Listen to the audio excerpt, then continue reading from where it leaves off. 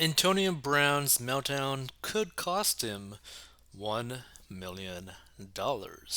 So, Antonio Brown's outburst on Sunday not only cost him his career with the Buccaneers, but also a massive bonus. So, the star wide receiver lost up to $1 million in contract incentives now that his season is prematurely over.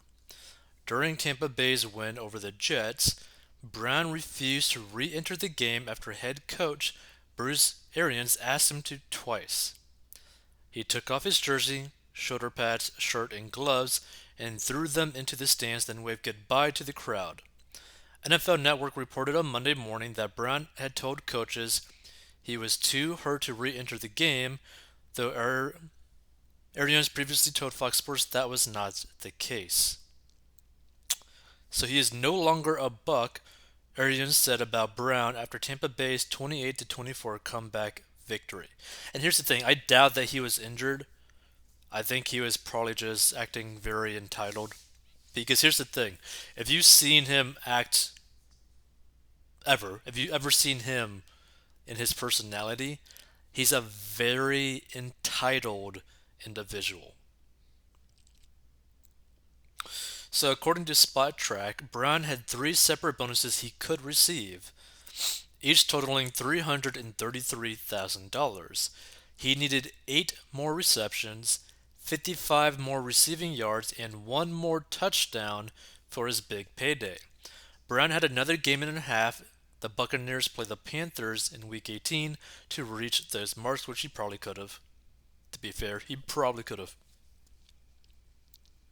So the 33-year-old signed a 1-year, $3.1 million guaranteed contract with the Bucks in April.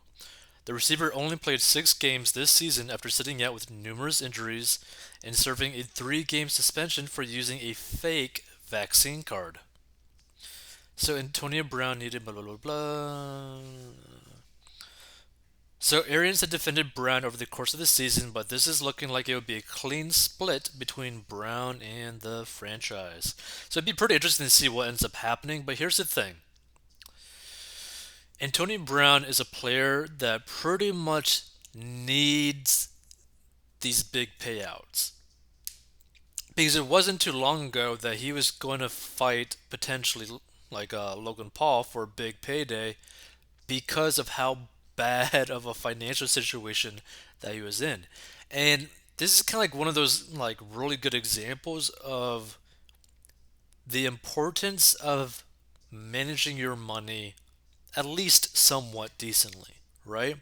Because you never want to be put in a situation where you're potentially forced to do something that you don't really want to do. So, for example, let's give him the benefit of the doubt. Let's say that he was actually injured and, you know, could not, well, he felt like that he would not be able to play the game because he was injured. Again, benefit of the doubt. If that was the case and he had managed his money correctly, then like the threat of, getting fired or the threat of all this stuff wouldn't matter. And also, him doing something like this would have literally zero impact on his financial situation.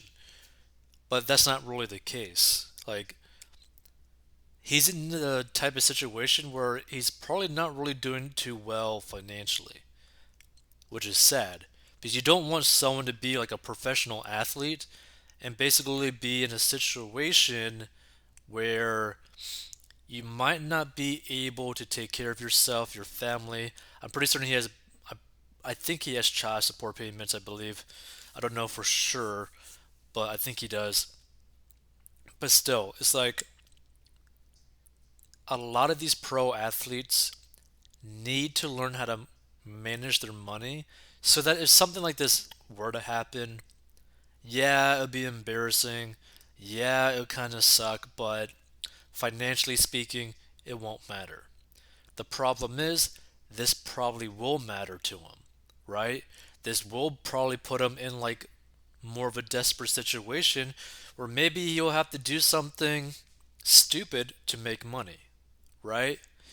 Like this sort of thing, if like a pro athlete doesn't end up managing their money correctly, and they basically might not be able to work again. Because here's the thing: we're like, how many other teams would want someone like him on their team, right? If they're going to refuse to play and just like walk off the field, right? Probably not many teams. So if he can't get picked up by any team, how is he going to make his money?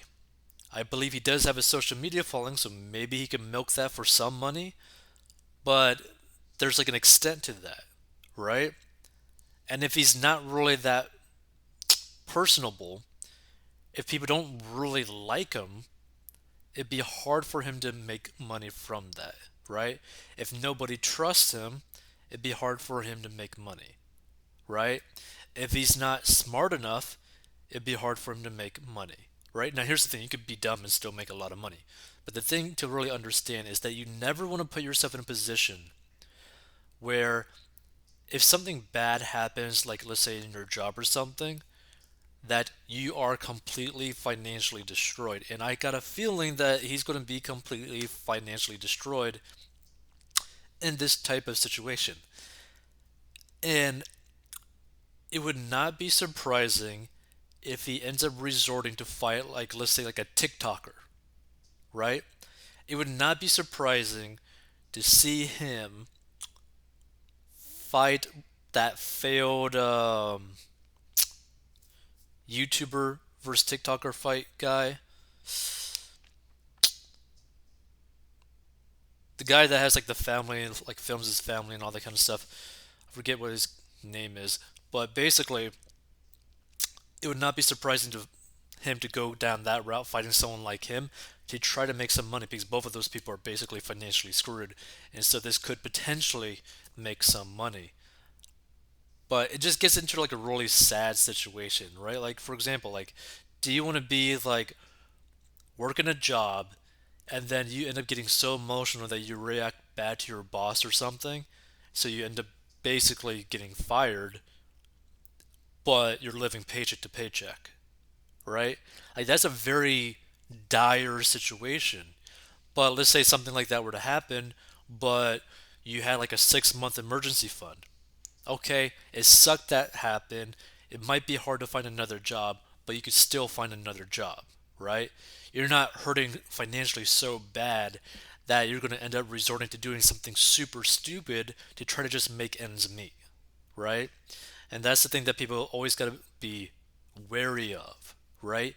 You never want to do things in an emotional state or in a desperation state because that could get extremely costly. So just keep that in mind. If you want to learn how to get out of debt and manage your money so that you have a little bit more financial freedom, go check out 40inbox.com. And if you know more about the Antonio Brown situation, feel free to give your thoughts on the matter.